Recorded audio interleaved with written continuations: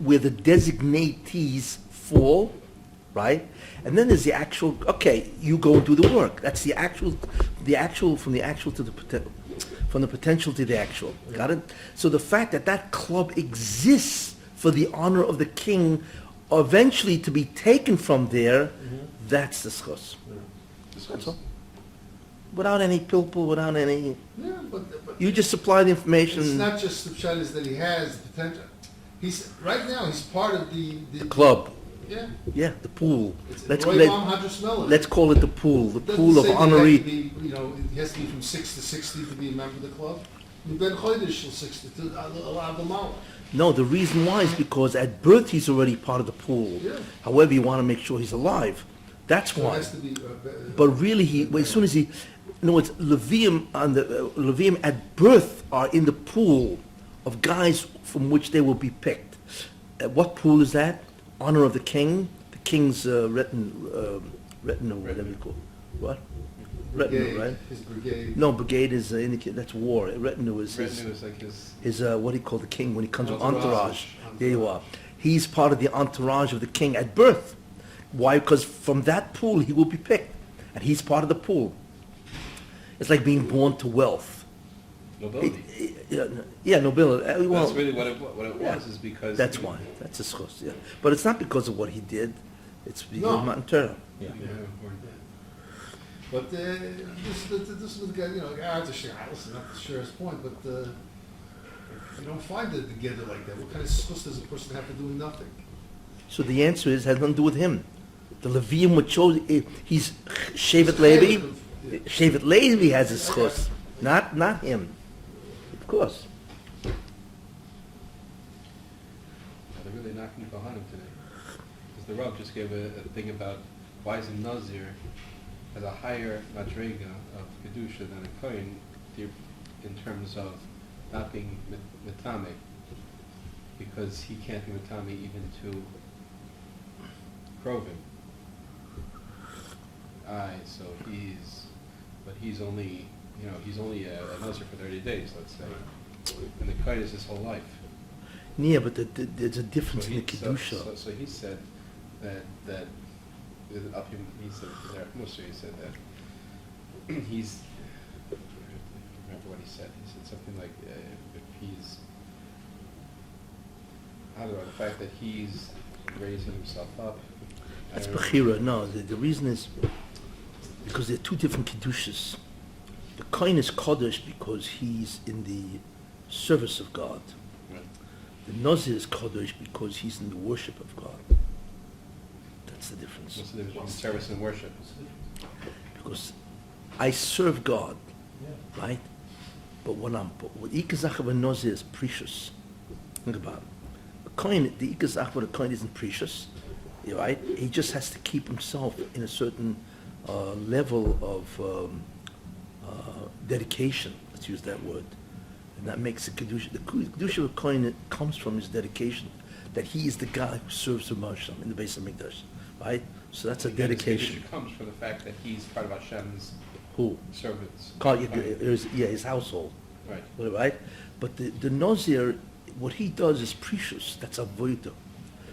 It's an avodah of the self as opposed to avodah of the Beis Hamikdash.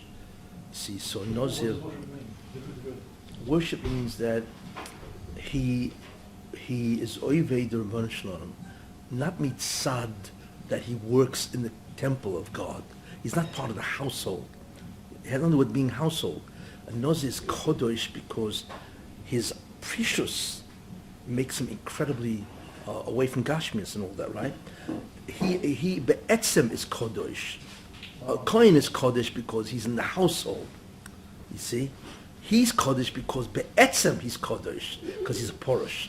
So the kedusha which is into the Kedusha of Nazir is greater than kedusha. That's because kedusha determines what you can metame yourself to, because it's a zekel umazeh.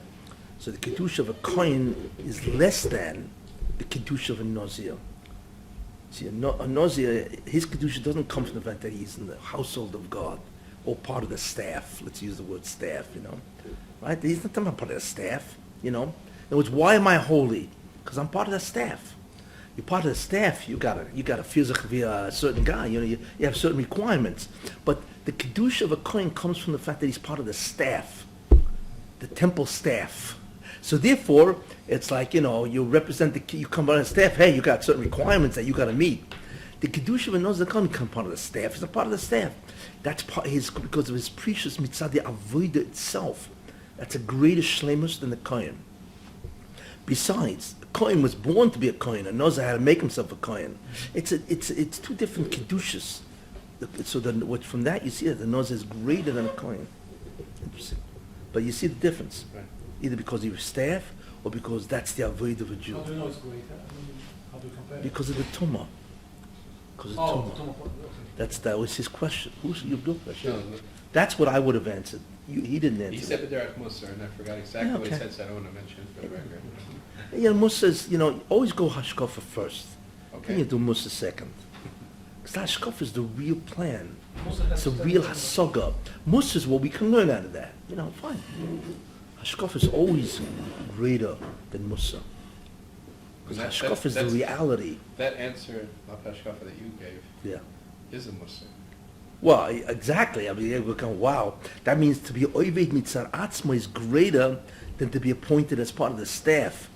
Exactly. Musa comes out of it. You're right. I was just saying, comparing that a Nazir has a bigger kedusha than But a how's kohen. it began? What was the point? The tumor, The tumor was. that he can only be matame that they can only be matame to a meis mitzvah, as a kohen can be matame to zayin krodim. Yeah.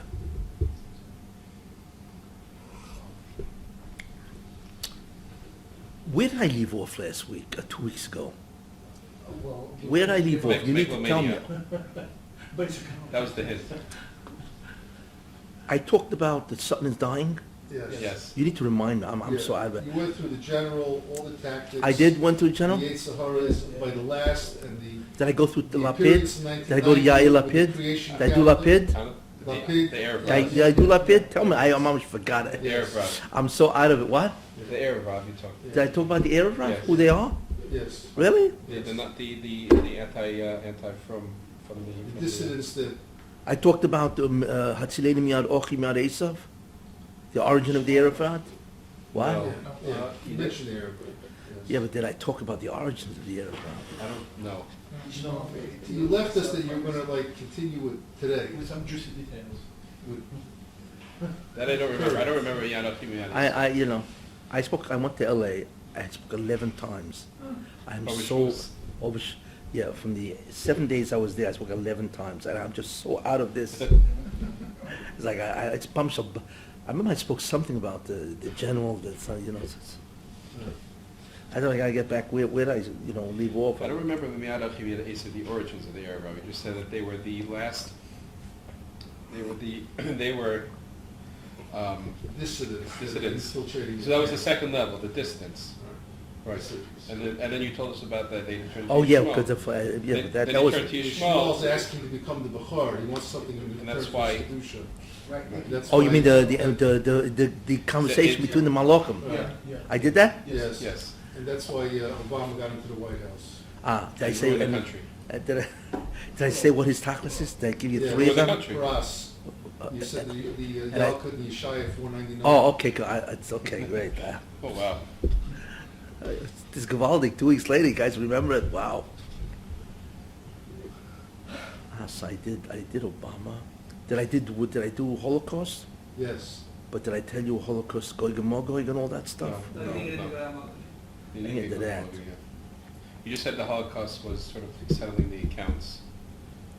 No, the Sultan tried was the Oh, the big salvo bluff. of 6. Yeah. The big Big bluff. Right. Okay, I did that. Let me see what else I I was did. thinking it was different. I mixed up. Did I talk about 3 parts of Esav? Yeah, Yes. Europe, Russia, I spoke about that? Yeah, That Esav is divided to 3? America's time. Gaiva, Oh, Gaiva, Gaiva, Taiva, Gaiva in America is the Taiva, Yeah. Russia's the Gaiva. I talked about that. Europe is What's the the third one? Mirma, Mirma, fraud, deceit. Europe. killing people in the name of peace. Yeah, And love. deception, fraud. Also, I talked about, okay, that was important. Who's Talk about Time that. is America, Gaiva is Russia, who's Myanmar? Europe. Europe, Okay. yeah, Europe is. is so false. It's such hypocrisy. It's unbelievable. Where they preach Christianity, you know, all this kind of stuff, and they killed more people in the name of you know what. It's just incredible. This when am I on? Yes. I'm on, Sure. and I'm thinking, It's okay. oh, so wow. Okay. It's good. It's kosher. No, I don't have any makeup on. Okay. Where am I? Did I talk about Lapid? You I mentioned- talk about. Yes. I mentioned Lapid. Mm-hmm. Mida Keneged Mida. The Yeah. Sutton is dying. Right. No, not Sutton. Yishmael is dying. I talked about Yishmael dying. Yes. I did? Yeah. Yes. Oh wow. What's Wait. that pin mean? Yair Lapid. I talked about Yishmael's dying. No, I don't think I Yes. did. The Shmuel's dying, of course. That's why they're fighting with each other, killing each Oh, other. okay. Because they only have limited kedusha. They have Right, some. okay, yeah. but So I mentioned that they're dying. Yeah. And also, you see that also because America is now one of the greatest oil producers in the world. So therefore, their value or their worth, their chashivas, is dying because their whole chashivas is oil, right? So since America has now become one of the greatest producers of oil because of what's Sure. called fracking. Obama's bending over backwards to try to stop it. Yeah, Maybe Yeah. for environmental reasons, but still. yeah. think And the whole so grand I scheme, it mentioned that. I seems like- mentioned and also that Israel has now found major discoveries. Yeah. Oil, I don't think- I gas. didn't mention about I that. didn't I mean, mention that's- gas that's- discoveries. A few weeks, I mean, before that, you mentioned. Maybe it's okay. No, I don't think you spoke about it in this series. But I mentioned the rise of Lapid. Why? I don't think you I, remember I mentioned specific. the teenagers, what they Yeah. were No, all no. about. No. Maybe I heard it on the tape. No. You're nothing here. Nothing in this series. Okay, so let me start from that point. Then okay. Yeah. So we see therefore that Yishmael is dying. We see almost all the states in the Middle East are collapsing. So the power of Yishmael is disintegrating. You see. And like I said, one of the ideas you see is that America now produces enormous amount of oil because of the new procedures called fracking, which means they can drill horizontally. Before they can only just drill vertically. Now they can drill horizontally and break the rocks, which releases the oil. They couldn't do that before. Anyway, and then Israel, of course, has found the Leviathan, the major gas. And also I heard that they found a major oil deposit in the Golan. You know, that's what I read. You know, oil deposit in Golan, huge deposit. So it's going to make them one of, enormous amount of So what's oil. the meaning of this oil gas stuff? Schmoes- No, so then, therefore, they don't need the Arabs anymore for energy. They have their own. Also, that's The whole claim to fame by the Arabs, right? Remember, the Arabs have contributed nothing to civilization for the last 500 years. Nothing. That's one of the reasons why they're so jealous and they hate everybody else. They've been destroyed. Their leaders have destroyed them. That's really what's happened, So therefore, they have contributed nothing. So their whole chashivas was oil. That's why they discovered oil, I think, in 1820 or something like that in Saudi Arabia, and then everything took off after that. The Arabs, just like, that was it.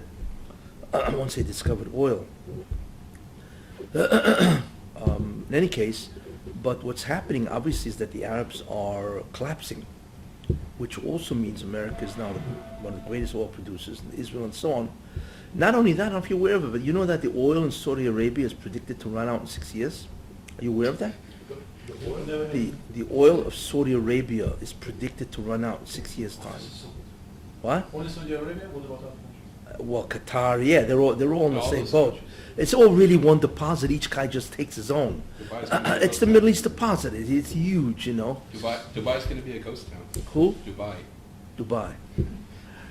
Dubai will never be a ghost town. It's the way it's built. It's incredible. But so that's why there's a By the time tremendous. They Who? by the time they're going to take over Europe. Who? Arabs. No. Wait. So therefore, Saudi Arabia, their oil is predicted to run out in 6 years, which is incredible. I mean, that's the end of Saudi Arabia, basically. That's why there's a tremendous thrust. I don't know if you realize what's going on. What's his name? The Salman. He's the what's his name? He's the king, King Salman, whatever, of Saudi Arabia. That's why the young people are taking over, because they realize that Saudi Arabia is looking at the handwriting on the wall. And Saudi Arabia is the greatest oil producer in the world, right? And so therefore, their whole emphasis now is to change their economy. I don't know into what, but they realize that if they want to survive, they have to change the economy, not based on oil, but based on whatever they decide, you know. So there's a tremendous emphasis now in Saudi Arabia, which is going to be true of all the nations in the Middle East. Look, their time's running out. You see, so therefore you see clear that the Arab influence over the political situation of the world, as well as the economic, is getting incredibly falter. And that's what's happening. Now, if that's the case, then we know that the Sultan is being yoinek. He's going crazy, the Sultan, because of that, obviously. So what does the Sultan do? So the Sultan, what he does is he looks at the Chatoim of Klal Yisrael, because the only power that the Sultan has is what's called prosecution or kitrul. So he digs up, which is always true of Klal Yisrael, which is tragic. He digs up, which is always true of Klal Yisrael, which is tragic. He digs up the Avera. What's the Avera that Klal Yisrael is always guilty of? Lashon Hara? Well, sinas chinam. There's always Lashon Hara machlokes in Klal Yisrael. That's why the Beis Hamikdash was destroyed, right? Because of Lashon Hara and sinas chinam, right? Second Beis Hamikdash. And that is also why the Mashiach doesn't come. Sinas chinam, machlokes, and Achdus is missing in Klal Yisrael and so on. So therefore, the Sultan digs that up, and he's mekatrik, and he wins. You see. So therefore, the judgment apparently was Mida Keneged Mida. You guys want to hate each other. You guys want to speak Lashon Hara about each other. So what I will do is I will make arise a guy who hates Charedim, Froma, Orthodox, because the major remember one thing, the Sultan, most of Klal Yisrael is can no longer give their Kedusha to the Sultan because they have no Bechira. Most of Klal Yisrael today is Tinik Shenishba.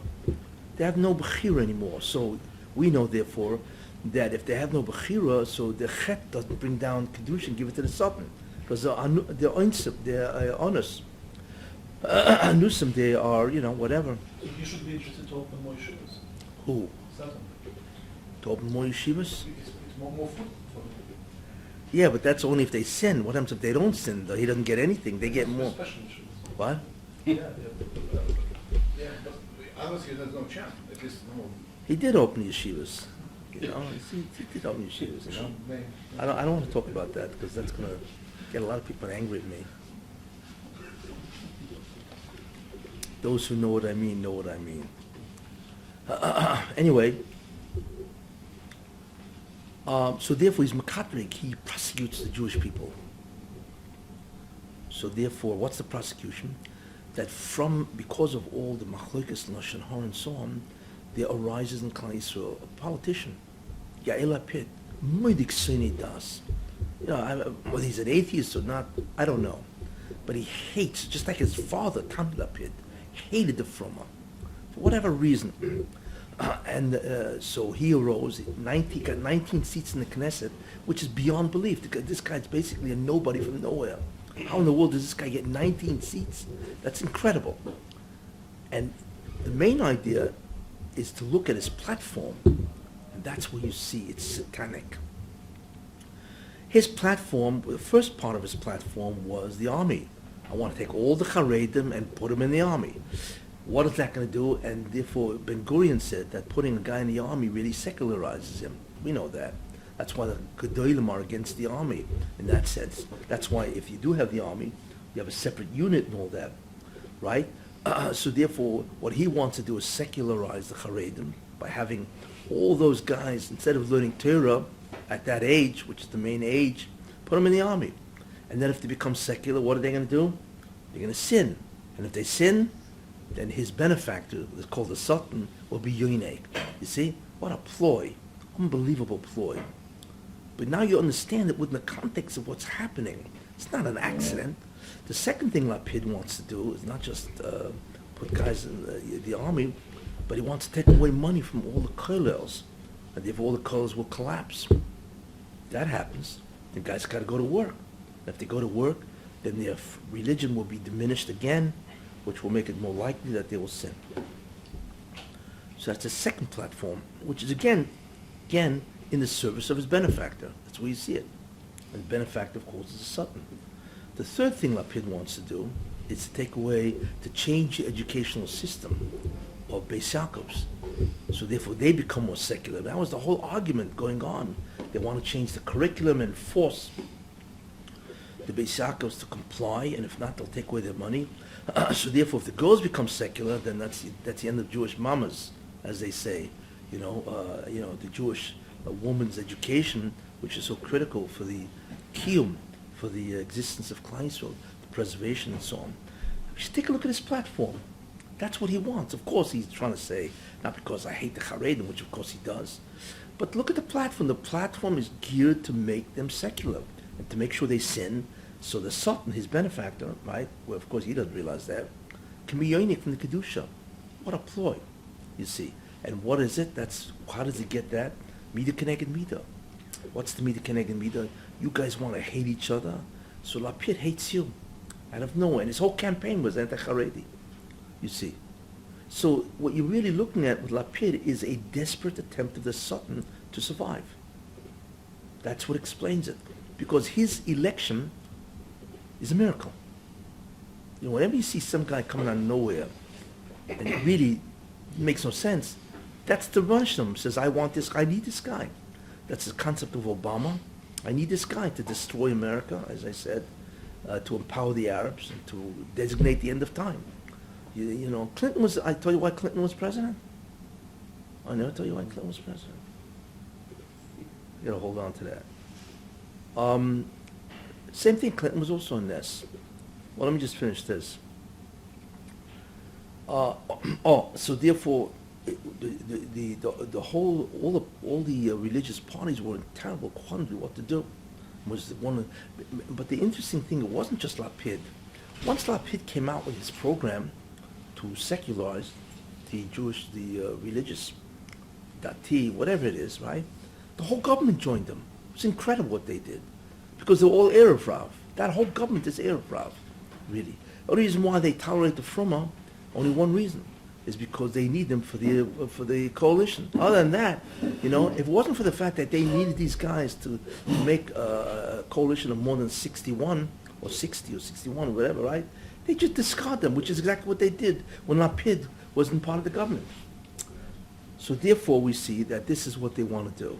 Can Satan pick a person and give him a shlucha? Is this power? Yes, because of Kitrugim. The Satan is a nobody, zero. That's basically what he is, a zero. His power comes in the sins of the Jews. He's Mekatreg. And therefore Bezin says, justice is justice, and therefore if he wins, then he gets the power to, he will pick a guy that wants to do it anyway. It's not that he puts this in the mind of Lapid.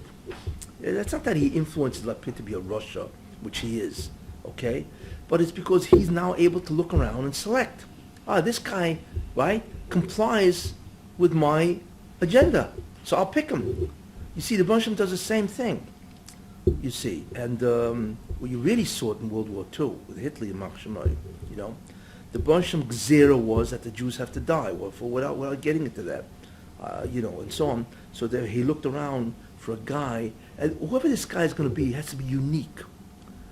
Because, people hate, but they don't hate people where they turn them into ashes, boil their fats and then take away there's a degree of hatred.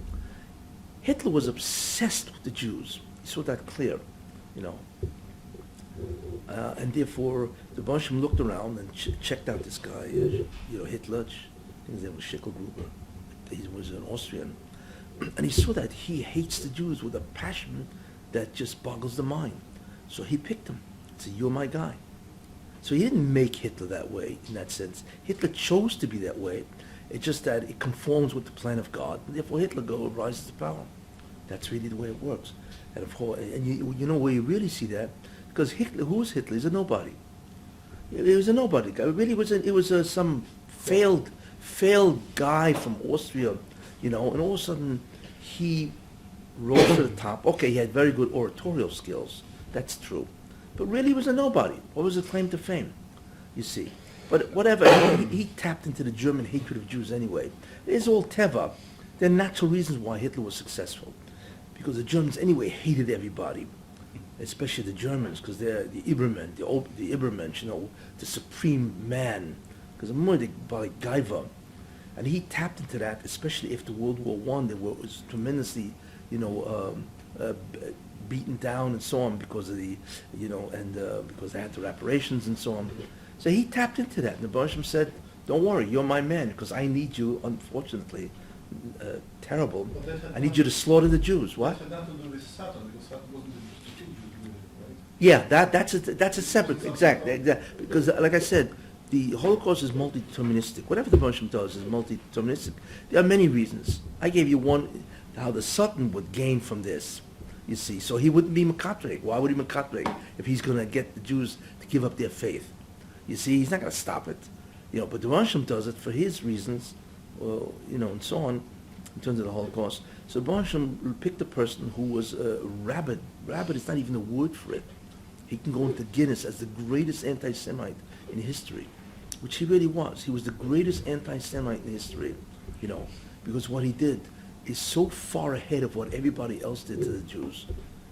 And that people hate Jews, but what this guy did is just beyond belief what he did, and so on. So, in any case, so the Russian picked this guy because he conformed to the plan. Lapid he picked, the Sultan was able to get him. He conforms to the plan. His father, Tami Lapid, was a terrible, terrible anti-Haredi person and so on. But in any case, now, so what the Bansham sees what? He sees that Klal Yisrael, Klal Yisrael is suffering because these guys now have Shlita as a measure for measure. So what the Bansham did is very interesting. If the Sultan's Kitrug was Avas Yisrael, was Sinas Chinam, well, how do you rectify this? So you need to somehow create a movement of Achtos and Avas Yisrael. Interesting, in order to combat the tremendous Sinas Chinam that the Sultan is using as ammunition against the Haredim. So what the Baruch does is amazing. He gets 3 teenagers to be kidnapped. See, now, I don't know why these 3, but what they did is they created a movement of incredible Avos Yisrael. There are people that said they've never seen. They united the Jewish people. If you remember those, I think it was 3 years ago, they united the Jewish people to have such an unbelievable ava, closeness that each one felt to another Jew. All Jews united for that idea. Why? In order to counter the Ketrugim of the Sultan. Interesting. Why would that come right after Lapid? That's why, because the Rosh had to undo the sinner, and what he did is create an incredible amount of Avos Yisrael and Achdus, and that was a tremendous refuah, so to speak, or rectification of the Sultan's Ketrugim. And then, of course, if that's true, if he takes away the whole reason for the Kitrug, right? So what happens? Lapid was thrown out of the government. Was this an accident? Most of the time this doesn't happen where some guy's thrown out of the government, but it happened because his backer, his benefactor, was out of business. So Lapid was actually thrown out of the government, and then you had the government did what? The government was, new elections, fine. But Netanyahu did a tremendous risk because it was very possible he wouldn't have gotten in, you see. But after a while, he realized this guy's crazy. This guy's he's stopping me from governing, whatever that means. So therefore, he was thrown out. Tremendous. So therefore, the Sultan is he's still dying, right? So the big bluff failed, right? His dissidents are really failing. His dissidents are the heir of Rav. They're failing, right? And Yishmael is dying.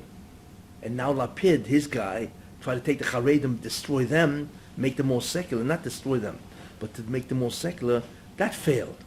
So what's next? Right? He's always on the warpath because he's got to survive. So you know what's next? Reformed. The reform movement is not legitimatized in Israel. And now for the first time, remember the women at the wall and all that? There's a tremendous battle going on. The Reform movement is seeking legitimacy in Israel. Well, what is the Reform movement all about? To reform the Jews into sinners, right? Why now? Because all his other strategies are failing. You see? So it's interesting. They're failing, so he's got left. So now he's trying to get his guys, the Erev Rav, the leaders, like I told you, the Reform people are not Erev Rav. It is the leaders that are Erev Rav. He's trying to get them to become legitimate in Israel. And as a result of the fact that be legitimate in Israel, what will happen? He's hoping to influence a lot of Israelis to sin. You see? And again, he's back in business. You actually can see the strategies of the Satan. But he's coming up with stuff that's miraculous. That never happened before. You see? So what you now see is all of this is happening because Yishmael is dying, and he's trying to therefore get his Erev Rav to finish the job. You see?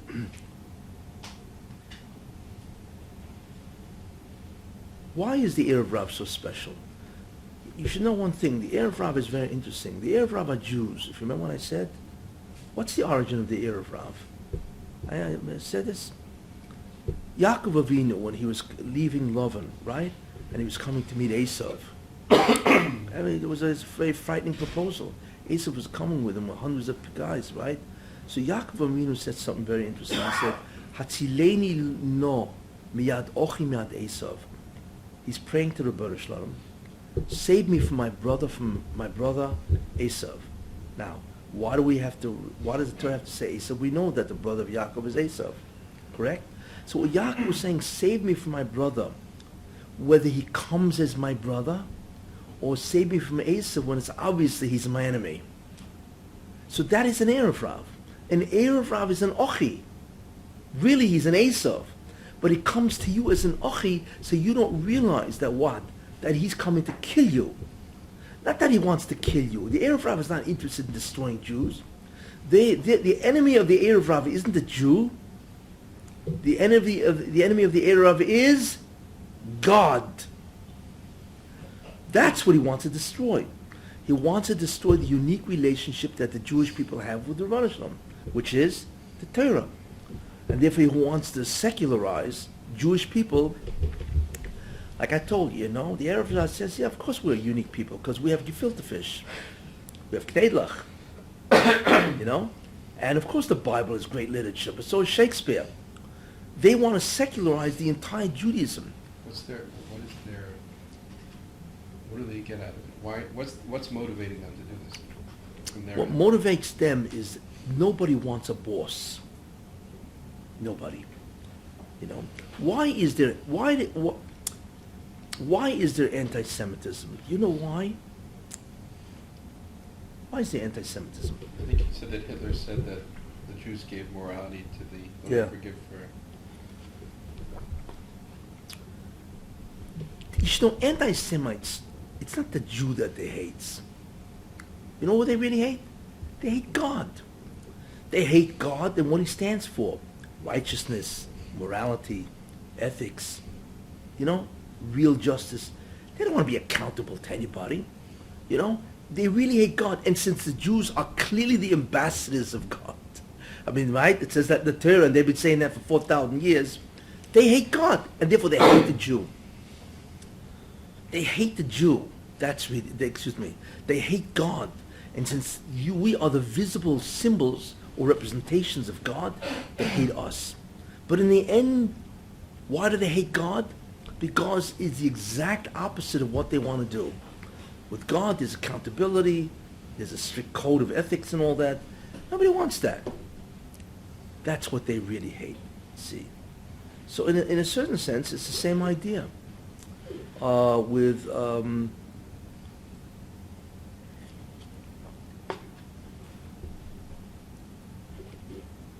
Erev Rav.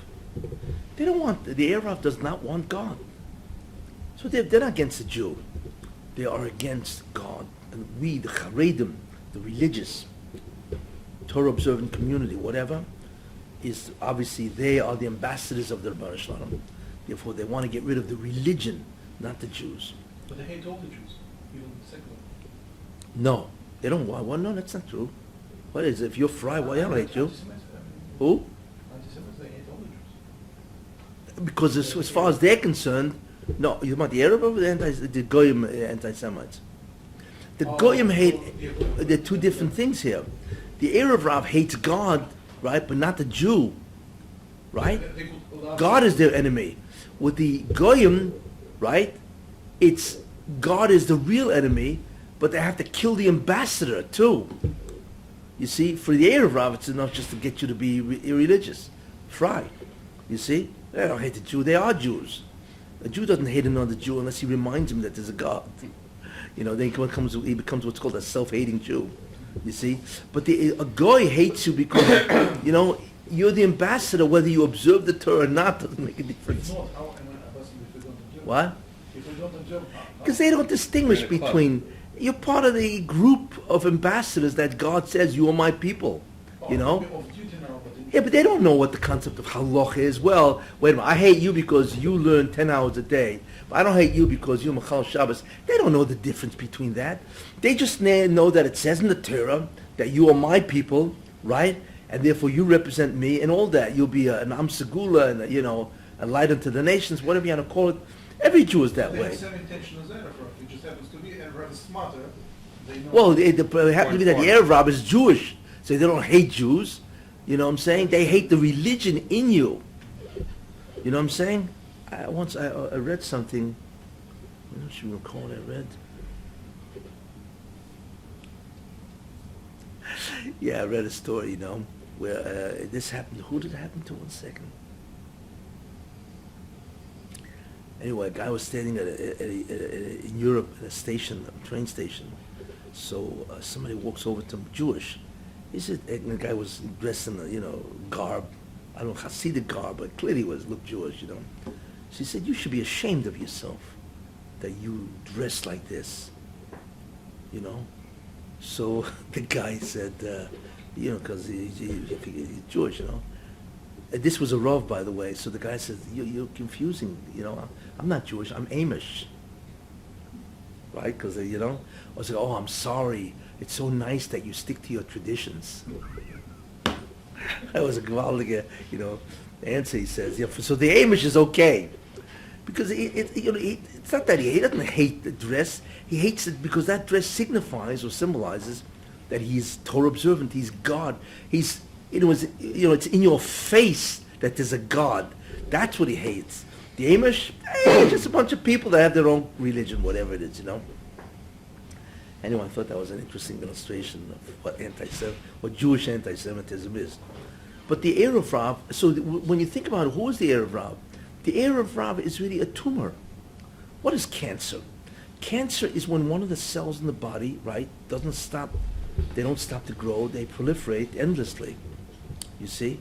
That's a tumor. What's the problem? The body doesn't recognize that cancer cell as an enemy because that cancer cell is self. That's what it is. It's me. So what do I have to kill it for? The Erev Rav is a tumor in the body of the Jew. So therefore, the Jew doesn't recognize these guys as cancerous or as a tumor, you see. What they think is that these guys are okay. In other words, the power of the Erev Rav is the power of credibility. The Erev Rav has credibility. That's the problem. So Jews are all taken in by that. Even if the guy is trying to destroy you, your religion, I should say, your Olam Haba, they're taken in by this. Because the Erev Rav has incredible credibility. Very important concept. That's why they are the greatest enemy of the Jew. Bar none. A guy comes after you, you know it's a guy, and he really wants to kill you. A Jew comes after you, he doesn't want to kill you, he says, hey, come on. You know, let's check out whatever. He wants to secularize you or make you non-observant. So you say to yourself, what's the big deal? He doesn't hate me, you see. He has credibility because he's Jewish. And therefore, he gets away with what he does. That's why the Erev Rav is the greatest enemy of the Jew. Because he doesn't look like an enemy. He looks like Ochi, not Esav. Very important concept. That's how they are able to get away with it. There's another reason why the Erev Rav is important. Because the Erev Rav always really becomes great. You know when? Right before the Mashiach comes. That's why before Matan Torah, That's why before Matan Torah, it was Amalek, or it was the Erev Rav that got the Jews to sin at the golden calf. You see, so the Erev Rav always becomes great before the Mashiach. Why? Because once all the Kedusha comes back to the Jews, so the Satan has to go to the Jews to go against Judaism. Because all the Kedusha is now back in the hands of the Jews. So he's got to go back to the Jewish people, because they have all the tzotzis, the sparks of holiness. So therefore he's got to try to convince Jews to go against Jews, and so on. So there are reasons why the Erev Rav is the greatest destructive force of Judaism to the Jewish How's the people. Satan still alive? Well, because he's still got stuff. I mean, I don't know what the measure is, but I mean, just enough, not just enough life support to get by. just has enough. Yeah, he's probably in the ICU. But boy, can he do a lot of damage in the ICU, you know? So in many ways, this is really what's going on. You see the incredible flow of history based on a simple idea that the Tikkun is almost complete, the Satan is dying, and this is all about basically what he's trying to do. You see. So we are now near the end of time, especially since Obama has designated the end of time, which is astounding. So what the Barsham is now doing, you really see, he's like really bringing the entire play, which is world history, to a climax. You know, so therefore there are certain things happening today which are astounding that they are happening today. So let's talk about, we're going to talk now about Trump.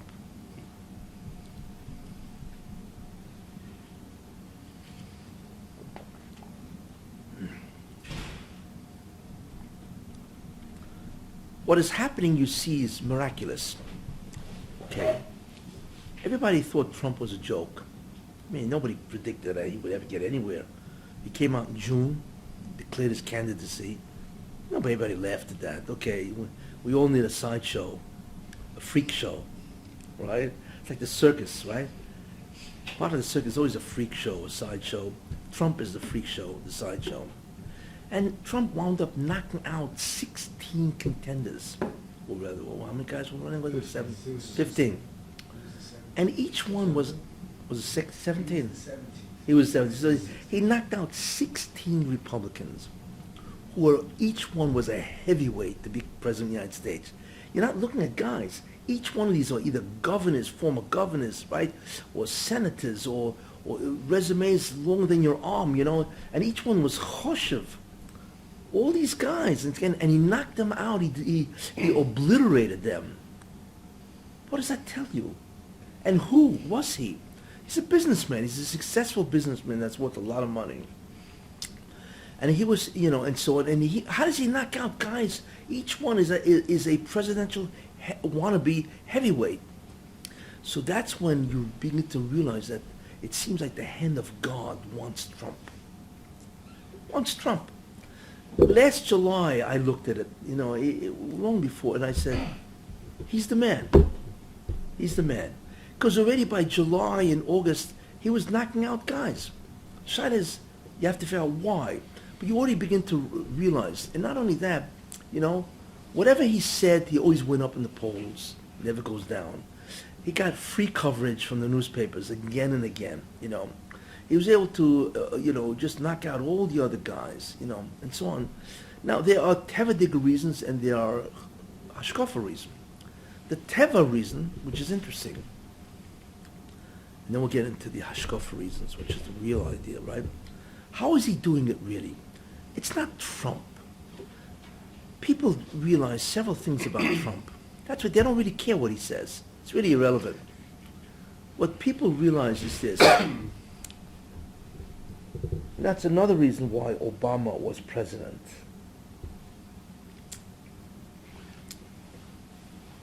I believe Trump is critical to be the president. Why is that? What Trump is, he's the champion of the underdog. That's really what's happening. It's interesting. Trump wanted to run in 2012. I don't know if you remember that. But he was dissuaded and he dropped out. And I believe had he run in 2012, he never would have made it. What the Martians want is another reason for Obama, because the Martian wants Obama to destroy the United States or to enormously diminish, right? Not only that, the Republican Party all joined with Obama. It's incredible. They were elected to go against Obama, and meanwhile, Mitch McConnell and John Boehner, it's unbelievable. They betrayed the Republican Party. You see, therefore, that would guarantee that Trump should become president. So first, you have to be mirrored America. You have to bring them down, right, and bring down the Republican Party. So therefore, Trump enters as a businessman, and people are fed up with politically correct view. They're fed up with Obama, and they're fed up with the economy. I mean, I don't know if you know, but I mentioned 94 million people are unemployed. It's incredible what goes on, and so on. So they're fed up with this, and they realize something which is very important, that every politician fundamentally is a liar. They will say anything they need to say to get elected. Once they're in, it's a whole different story. They're liars, and so on. Whether they really are naive to believe that they really can do what they say. But I don't believe that. I believe it's just it's a con job. Politicians are really con artists, except they try to fool you that they really benefit you. But then again, so does a con artist, That's really what they are. Trump, however, take a look at Trump. Trump is an interesting guy. Why? First of all, he's a businessman. He's not a politician, which is exactly he has become the champion or the banner of the middle class or the people who are not making it in America. So it's not him. It's that he has become their knight in shining armor to protect them, you see. But the Russians first had to destroy America and destroy the Republican Party in order for Trump to win. That's why Trump did not win run in 2012. It's the hashgacha. You see the incredible hashgacha. So what the Marsham did is very interesting. One, Trump is a billionaire. Whether he's worth 4 billion, 8 billion, doesn't really make a difference. I don't think any billionaire can be described as being poor. So I don't really care if he's worth 2 billion, 4 billion, or 8 billion. You know what $1 billion is? It's 1,000 millions. We barely dream of having 1 million. We dream about, right? And $1 billion is 1,000 millions. And 8 billion is 8,000 millions.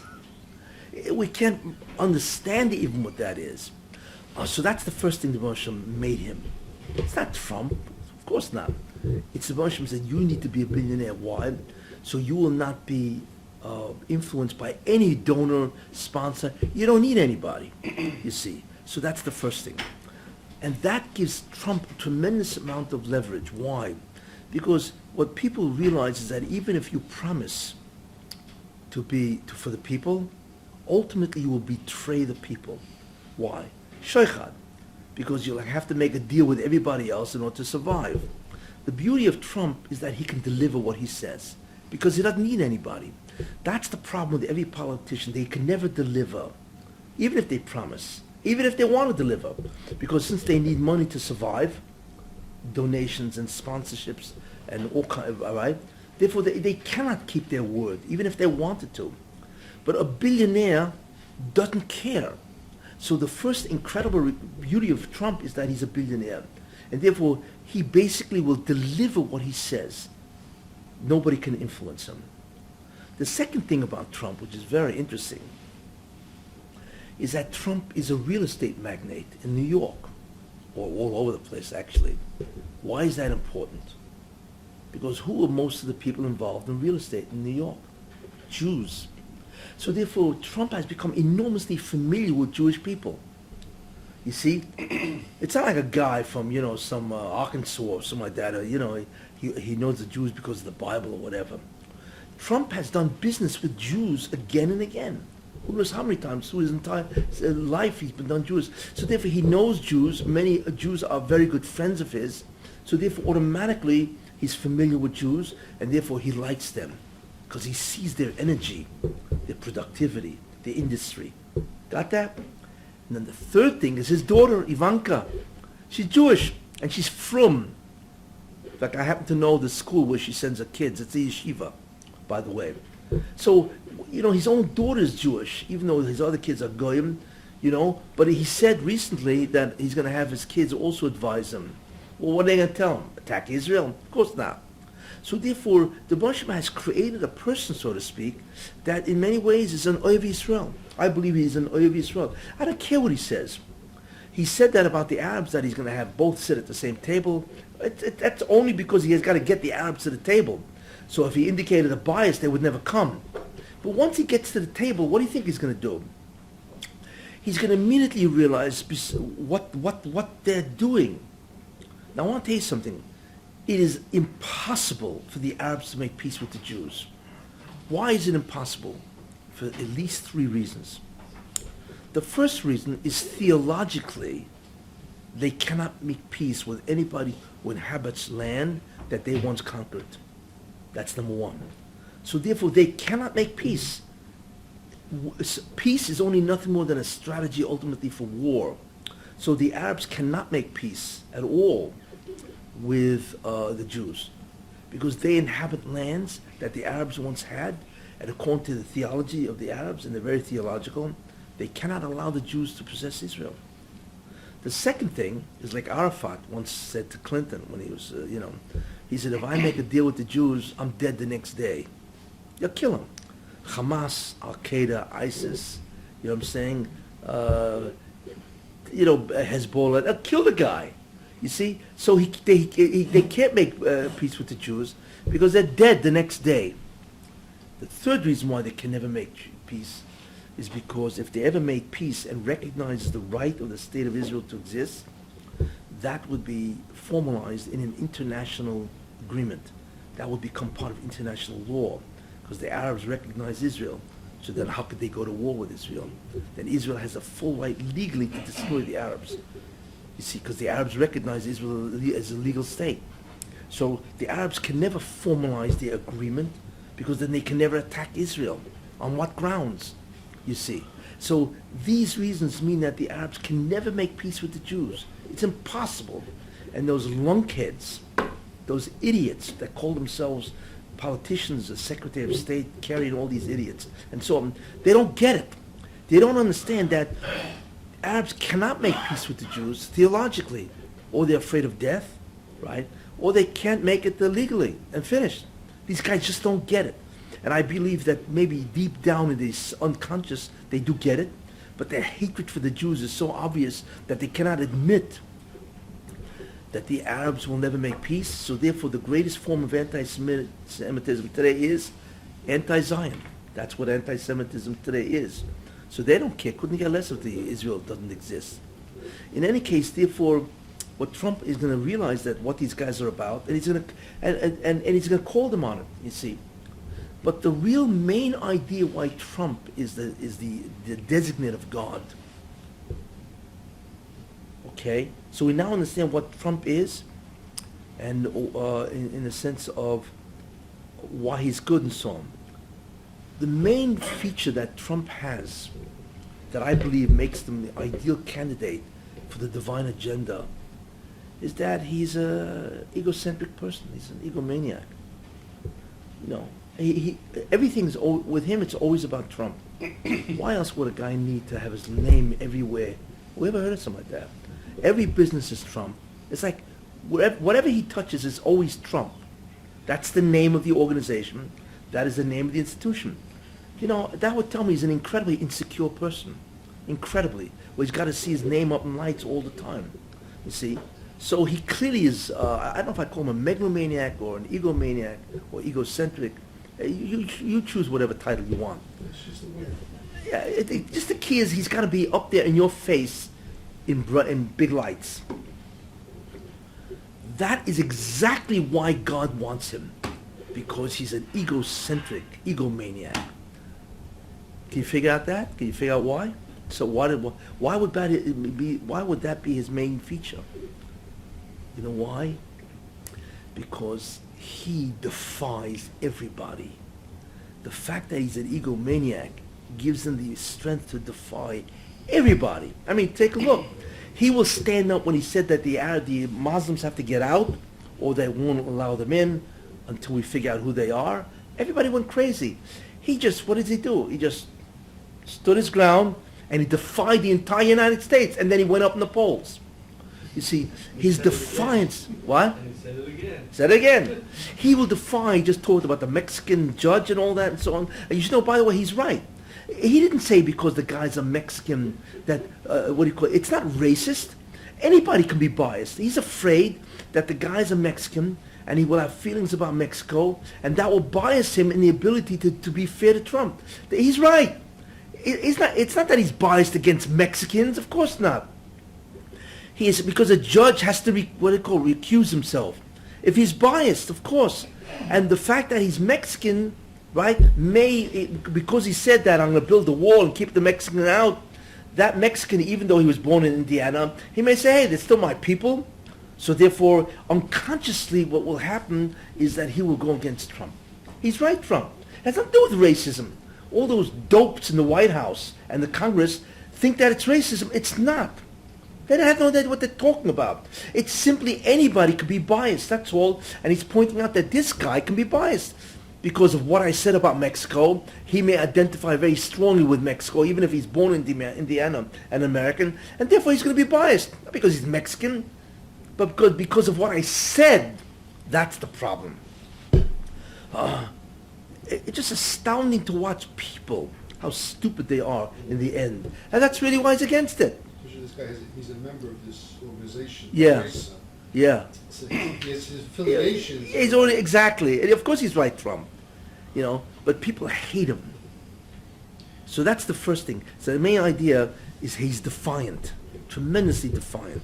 Okay? And that's his claim to fame. The Moshe wants a guy who can stand up to the entire America and ultimately to the entire world. Why do they hate him? You know why they hate him? Because they can't control him. The whole Republican Party is shaking in their boots. They're quaking their boots, you see, because they can't control him. That's why. Normally the bigwigs, the Republicans who have a lot of money and all that, they control the party. But for the first time, I don't know if it's in history or whatever, there's a guy that was put in by the people, you see, and they can't control this guy because this guy doesn't need any of them. He stood up to Paul Ryan. I mean, it was incredible how he stood up to Paul, who was the House Speaker, you see. So that's why they hate him. Not because of what he says, because that he doesn't listen to anybody and they cannot control him. But when you listen to what he says, he's right. He's not a racist. He's right. And now with this thing in Orlando, 49 people got killed, that's a shot in the arm for Trump. I think all the gays wanted to vote against him. Now they're going to come out on his side because he's the only one that can stop the Muslims from destroying America. And they realize that. Security has now become a major issue. Now any guy can walk into any place and kill with a machine gun or an assault rifle or whatever you call those things. America is not a safe country anymore, where any Muslim can now walk into any place and mow down 50 people. Therefore, they hate Trump because of that. But I believe that he's perfect for the agenda of Klal Yisrael. Why? First idea. Now that's the teva. That's why he's so popular, and I believe that's why he will win. But look at the hashkafa. Why will he win with the hashkafa? 3 reasons. America, I mentioned, is the Tov Shebe Esav. Remember? It's the good part of Esav. America has tremendous chusim, merits. Much more, even Japan doesn't have the merits of America. Why is Japan the second greatest economy in the world? Because they allowed the Jews to escape to Shanghai, and they allowed them to learn Torah. But more important, they allowed many of the Rosh Hashivas to go to America and Israel and continue to Torah. So the Malach of Japan comes in front of the Barsha. You can see it, He says, wait a minute. Torah exists in America and Eretz Yisrael, the Mir Yeshiva, Yeshiva, because of my guys, Japan. Where's their reward? You see. And since we're so close to the end, there's no time really. So the Hashem says, you're right. I'm going to give them fabulous wealth. An island nation that has no resources. It's a miracle what Japan has done. They have no resources. So how in the world could they become the second greatest economy after America, right? So Moshe said, listen, I have no problem. There's no problem for me. So he made Japan become the second greatest economy because of the schus that they did not kill Jews, even though they were an ally of Hitler. Unbelievable. They were an ally of Hitler and they didn't do it. This was during the same time. It's World War II. And it's funny, I don't know if you know the story, but the Japanese, they were allies, part of the Axis, right? Axis powers. Japan and Germany and Italy, Mussolini. So the Japanese, they knew that Hitler was killing the Jews, and they were the Axis. Would have to do the same thing that Hitler was doing. So they didn't understand why is Hitler killing the Jews? So they called the Amshinova Rebbe. Amshinova, the Japanese. Yeah, the high command, or whatever, the government, I don't know if you guys know this story? You said over. Okay. Wait, so they called the Amshinova Rebbe and they said, we don't understand something. Why is Hitler killing all of you? So at that point, he had Ruach HaKodesh, whatever he had. It was just incredible what he answered, He said, because the Germans hate Orientals. Orientals? They hate Jews, but the Japanese said, wait a minute, we're also Orientals. So they went against Hitler, which is against their own partner in war. It's a nest. The Moshe had to put the chokhmah in his mind. Unbelievable. What a taina. You know what I'm saying? And so on. So the Japanese had moedik schus. Tremendous. For every word a Jew learns, if it's because of Japanese allowed yeshivas, it's infinite schus. So that's why the Malach tained by Japan. Listen, they did this incredible thing. As a result of that, the Moshe said, I will make them the second greatest economy on the planet. It's unbelievable, right? Even though they have no natural resources. And what are they? They just came out in 1840. Perry just brought them out of the Middle Ages. They used to have the shogun and the samurai. That's all they were good for, sword killing, chopping off people's heads, whatever, committing harakiri. But how are they better from any other country that let Jews out? Russia let Jews out, and China eventually let Jews out. They all let Jews out. It's a good question, but it's more than they let Jews out. They let Jews learn. The Mir Yeshiva was able to learn in Shanghai. There's stories were written, incredible stories and so on. What? Japanese were over Shanghai in those days. Yeah, they let him learn. They let him learn. They let him practice Yiddishkeit. But what's even more important is that they allowed the Rosh Hashivas to go and continue. Torah is because of Japan. You don't realize that.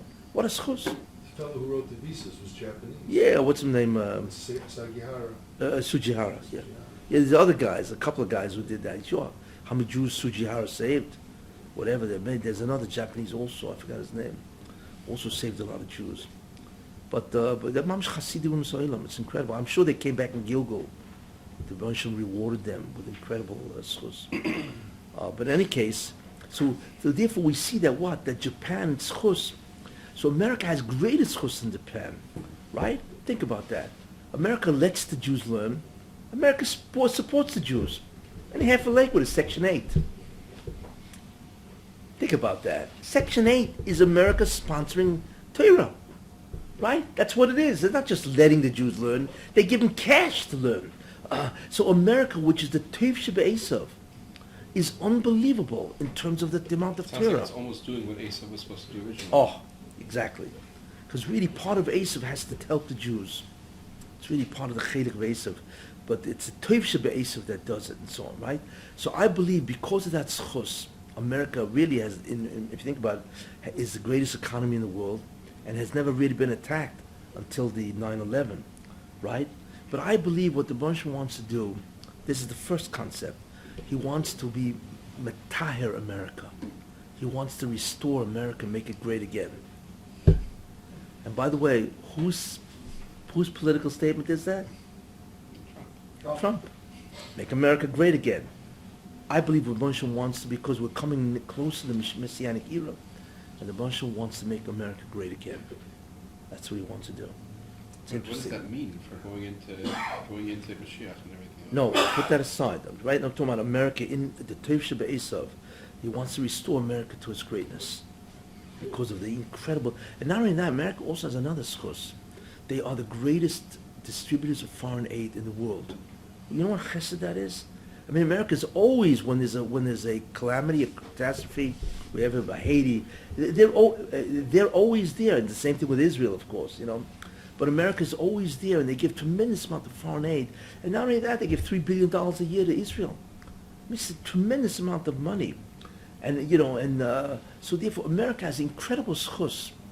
And I believe that Moshe does not want to allow Yishmael to destroy them. I think he wants to mezakech, purify them, and bring them back. And therefore, Trump is the guy.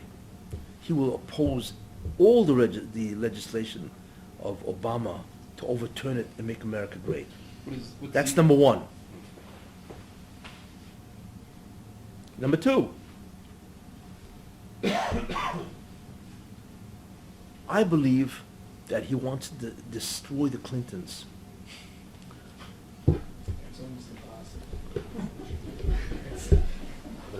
That in a black box from an airplane, you just can't do it. Well, I'll tell you something. Trump destroyed 16 opponents, and they were not pushovers. I mean, talk about who? Bush, Christie, who are the other guys? I forget, Ben Carson, you know, Cruz. They are not pushovers, and he wiped them out. Whether because of lying Ted, little Rubio, little Marco, or what do you say, psychotic Ben Carson, or who? Energy jab. Who? Low energy. Low energy Jeb. But he did neutralize Bill Clinton to a degree, they said. He did. They were shocked that he brought up all his, Averis. whatever, Oh, and this he is doesn't only have the punch that they thought he would, you know. who Bill Clinton. he doesn't he No, can't he stop it. attacked him like who was, they said he had a big impact on neutralizing Bill Clinton's impact. Yeah, this is Come only in at the end to save everything. yeah no this is only the beginning, because in many ways they're really tremendous rishoyim. You know what I'm not forget about the fact that they're really crooked. I mean, what she did is just beyond belief. You know, her emails. It's a scandal. It's a felony. It's obviously a felony what she did. You know, because she's an arrogant person. Nobody's going to touch me. I can do whatever I want. You know. And what about their foundation? It's a mafia foundation. It's obvious. They're worth hundreds of millions of dollars because of donations of nations, you know, that curried favor with her and got the proximity. You know, as soon as they gave her $1 million to the foundation, guess what? 10 days later, that state just happened to get some special permission by the U.S. government. It's even a retarded person could see the crooked people that these people are, you know. Then Benghazi, you know, she lied to everybody. I mean, this is just a tip of the iceberg of what these people are. But really what they've done is they've destroyed many people. We don't even know what they've done. I just read one incident that there was a guy, I forgot, he was a travel agent for the White House. And she wanted to put somebody else who she knew. So what she did is she accused him of some crime. And he spent his life fortune defending himself. He's busted, you know. Why? She destroyed the guy for what? You know, it was just the riches of her and him. Forget about him. You know him. He goes back. You know. But anyway, so I believe that Bonsham it's called gigs up, or you know, or payback time, and Trump will destroy her. You know what the greatest show in history will be? The debate between Hillary and Trump. It will be the greatest showtime. I believe everybody in America is going to want to watch that. Everybody. Because what he's going to do to her, because he's defiant. He will say everything, anything. There's no such thing as courtesy and manners, right? He's like a bull in a china shop, right? You ever see a bull in a china shop? Forget about the china. It's all over. You know, saying, you know, he's like a shark. It's like you in the same tank with a shark that hasn't eaten for 5 weeks. Your dinner, there's no chance, you know. She's going to be his dinner. He's going to eat her alive, you know. And there's so much stuff on her. You know, there's so much stuff, and I believe that's why the Bansham has made her do it, so she will not be vulnerable to Trump. So I believe that's the second reason why Trump, because Trump can destroy her. Nobody else would, you know. The third reason is really the main reason why, you know.